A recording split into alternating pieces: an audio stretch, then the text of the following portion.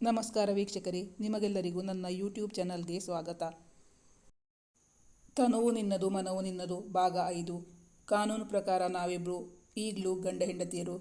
So ನಿನ್ನ ಮಾತಾಡಿಸೋ, ನಿನ್ನ ಜೊತೆ ನನ್ನ ಭಾವನೆಗಳನ್ನು ಹಂಚಿಕೊಳ್ಳೋ ಎಲ್ಲ ಅಧಿಕಾರನೂ ಈಗಲೂ ನನಗಿದೆ. ನಾನೊಮ್ಮೆ ನಿನ್ನ ಮೀಟ್ ಮಾಡಬೇಕು, ದುಬೈಗೆ ಬರ್ತಾ ಇದ್ದೀನಿ ಇಶಾನ್ ಹೇಳಿದಾಗ ಅದಕ್ಕೆ ಅನುವು ಮಾಡಿಕೊಡುತ್ತಾಳೆ ದಿಯಾ. ಮೊದಲ ಸ್ಪರ್ಶದ ನೆನಪೇ ಮನಸ್ಸಿಗೆ ಚೇತೋಹಾರಿ.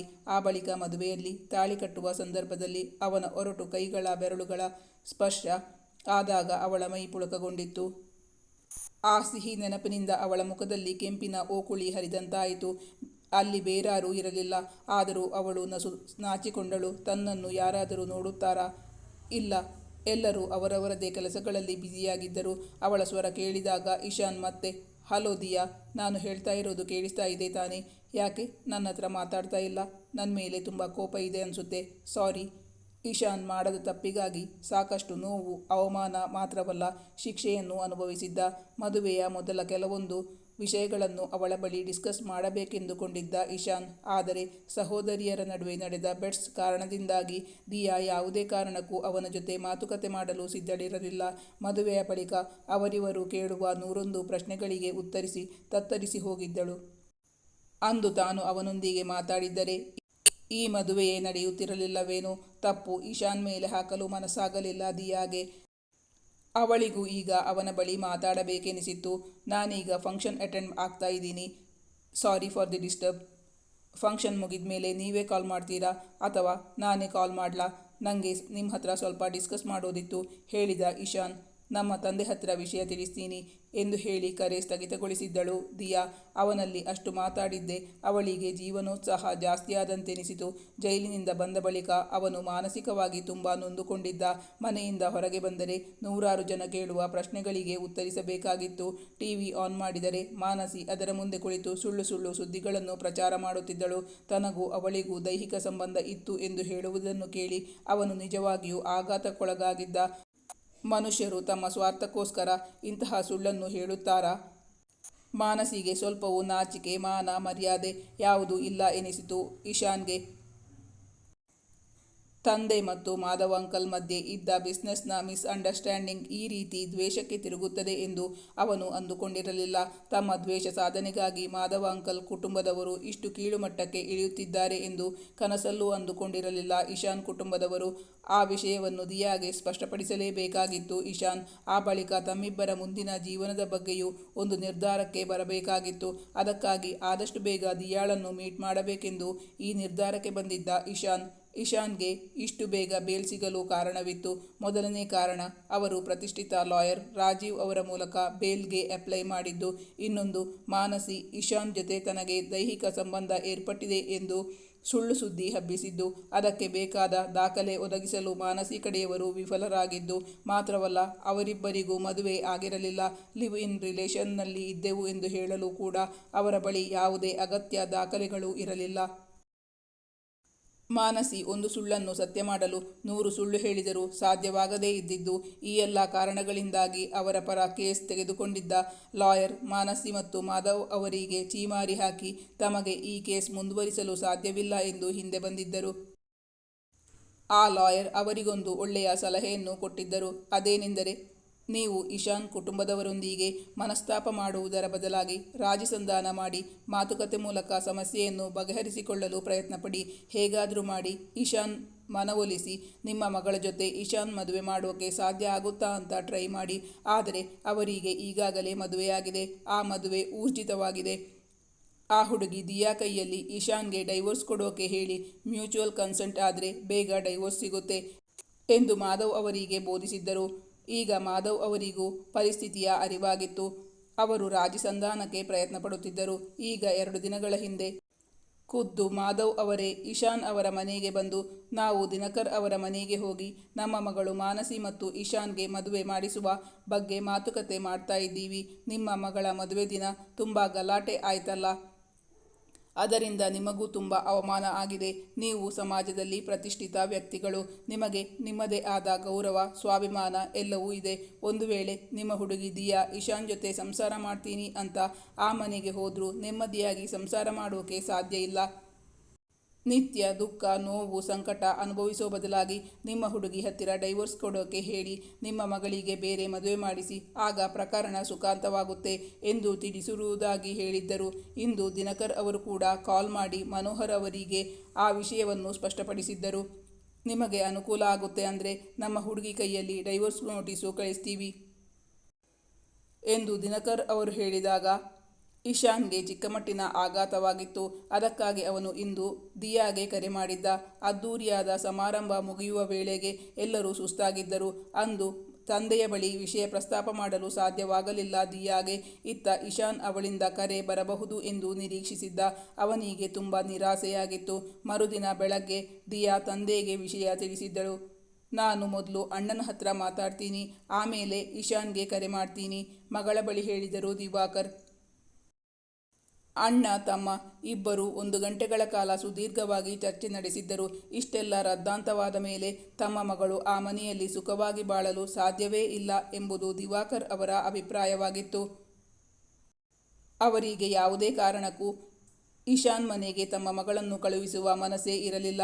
ಆದರೆ ದಿನಕರ್ ಅವರಿಗೆ ತಾವು ನೋಡಿ ನಿಶ್ಚಯಿಸಿದ ಹುಡುಗ ಇಶಾನ್. ಮದುವೆ ಮುರಿದು ಬಿಡುವುದೆಂದರೆ ಅವರಿಗೆ ಇಷ್ಟವಿರಲಿಲ್ಲ. ಹಾಗೆಂದು ತಮ್ಮನ ಮುದ್ದಿನ ಮಗಳ ಭವಿಷ್ಯ ಹಾಳು ಮಾಡಲು ಇಷ್ಟವಾಗಲಿಲ್ಲ.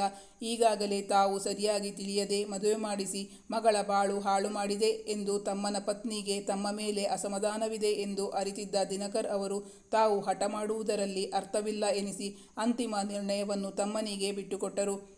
ದಿವಾಕರ್ ಅವರು ಆದಷ್ಟು ಬೇಗ ತಮ್ಮ ಮಗಳಿಗೆ ಡೈವೋರ್ಸ್ ಕೊಡಿಸಿ ಬಳಿಕ ಅವಳಿಗೆ ಇನ್ನೊಂದು ಮದುವೆ ಮಾಡಬೇಕೆಂದು ನಿರ್ಧರಿಸಿಕೊಂಡು ಮಗಳ ಬಳಿ ಅದನ್ನೇ ಹೇಳಿದರು. ನೋಡು ಮಗಳೇ, ಆ ಹುಡುಗಿ ಈಗಾಗಲೇ ಇಶಾನ್ ಜೊತೆ ತನಗೆ ಸಂಬಂಧ ಇದೆ ಅಂತ ಮಾಧ್ಯಮಗಳ ಮೂಲಕ ಎಲ್ಲ ಹೇಳ್ಕೊಂಡು ತಿರುಗ್ತಾ ಇದ್ದಾಳೆ. ನಾವು ಈಗ ಸತ್ಯಾಸತ್ಯತೆ ತಿಳಿಯೋಕೆ ಹೋಗೋ ಬದಲು, ಅವರ ಸಂಬಂಧ ಮುಂದುವರಿಸಿಕೊಂಡು ಹೋಗೋ ಬದಲು ಆ ಸಂಬಂಧ ಕಡಿದುಕೊಳ್ಳೋದೇ ಉತ್ತಮ, ಅವರಿಂದ ದೂರ ಆಗೋದೇ ಕ್ಷೇಮ ಅಂತ ನನ್ನ ಅನಿಸಿಕೆ. ಒಂದು ವೇಳೆ ನೀನು ನಿಮ್ಮ ಮದುವೆ ಈಗಾಗಲೇ ಆಗಿದೆ, ಅವನ ಜೊತೆ ಸಂಸಾರ ಮಾಡಬೇಕು ಅಂತ ಹೋದೆ ಅಂತ ಇಟ್ಕೋ, ಆಗ್ಲೂ ಆ ಹುಡುಗಿ ನಿತ್ಯ ತೊಂದರೆ ಕೊಡ್ತಾ ಇರ್ತಾಳೆ. ಜೀವಮಾನ ಪೂರ್ತಿ ಮನಸ್ಸಿಗೆ ನೆಮ್ಮದಿನೇ ಇಲ್ಲ. ಕಿರಿಕಿರಿ ಇದ್ದಿದ್ದೆ. ನಿಮ್ಮಿಬ್ಬರ ಮಧ್ಯೆ ಪ್ರೀತಿ ಪ್ರೇಮ ಯಾವುದೂ ಇರಲಿಲ್ಲ. ಮದುವೆ ಒಂದು ಆಗಿದೆ ಅನ್ನೋದರ ಹೊರತು ಬೇರೆ ಯಾವ ಸಂಬಂಧ ಕೂಡ ಇಲ್ಲ ಅಲ್ವಾ? ಆದ್ರಿಂದ ನೀನು ಈ ಡೈವೋರ್ಸ್ ಪೇಪರ್ಸ್ಗೆ ಸಹಿ ಹಾಕಿ ಕೊಟ್ಟುಬಿಡು. ಇಶಾನ್ ತಂದೆ ಕೂಡ ನನ್ನ ಮಗನಿಂದ ನಿಮಗೆ ಯಾವುದೇ ರೀತಿಯಲ್ಲೂ ಅನ್ಯಾಯ ಆಗದೇ ಇರೋ ಹಾಗೆ ನೋಡ್ಕೋತೀನಿ ಅಂತ ಹೇಳಿದಾರಂತೆ. ಮ್ಯೂಚುವಲ್ ಕನ್ಸೆಂಟ್ ಮೇಲೆ ಡೈವೋರ್ಸ್ ಬೇಗ ಸಿಗುತ್ತೆ. ನಾವು ಅವನಿಂದ ಡೈವೋರ್ಸ್ ಪಡ್ಕೊಳ್ಳೋಣ ಎಂದು ಹೇಳಿದಾಗ ದಿಯಾಗೂ ತಂದೆ ಹೇಳಿರುವುದು ಸರಿ ಎಂದು ಕಂಡಿತ್ತು. ಅವಳು ಡೈವೋರ್ಸ್ ಪೇಪರ್ಸ್ಗೆ ಸಹಿ ಹಾಕಿ ಕೊಟ್ಟಳು. ಹೇಗೂ ಡೈವೋರ್ಸ್ ಪೇಪರ್ಸ್ಗೆ ಸಹಿ ಹಾಕಿ ಕೊಟ್ಟಿಯಲ್ಲ, ಇನ್ನು ಅವನು ಕಟ್ಟಿದ ತಾಳಿಸರ ನಿನ್ನ ಕುತ್ತಿಗೆಯಲ್ಲಿರೋದಕ್ಕೆ ಯಾವುದೇ ಅರ್ಥ ಕೂಡ ಇಲ್ಲ. ಅವನು ಕಟ್ಟಿರುವ ತಾಳಿಸರವನ್ನು ತೆಗೆದುಬಿಡು, ಆಗಿರೋ ಮದುವೆನ ಮರೆತು ಬಿಡು ಎಂದು ತಂದೆ ತಾಯಿ ಹೇಳಿದರೂ ಅವಳಿಗೆ ತಾಳಿಸರವನ್ನು ಕುತ್ತಿಗೆಯಿಂದ ತೆಗೆಯುವ ಮನಸ್ಸಾಗದೆ ಅದನ್ನು ಒಮ್ಮೆ ಮೃದುವಾಗಿ ನೇವರಿಸಿ ಅದನ್ನು ತನ್ನ ಕುತ್ತಿಗೆಯಲ್ಲಿಯೇ ಇಟ್ಟುಕೊಂಡಿದ್ದಳು ದಿಯಾ.